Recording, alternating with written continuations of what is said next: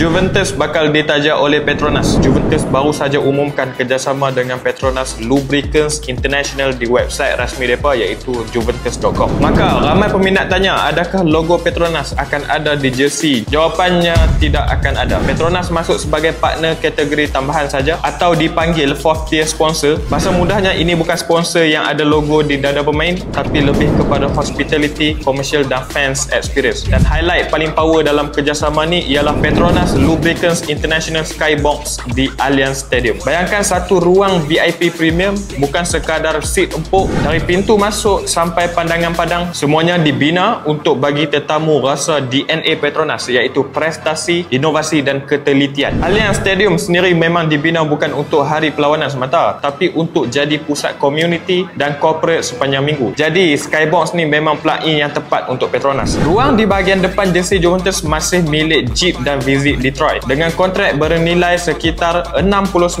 juta euro sehingga tahun 2028. Petronas ambil posisi lain iaitu mereka isi lapisan pendapatan baru untuk Juve sambil bawa jenama Asia Tenggara lebih dekat dengan bola sepak Eropah. Bagi Juventus, ini sebahagian daripada rebuild komersial selepas turbulence kewangan yang mereka hadap. Untuk Petronas pula, ini langkah keluar dari dominasi F1 bersama Mercedes AMG ke bola sepak Eropah, sukan paling ramai penonton di dunia.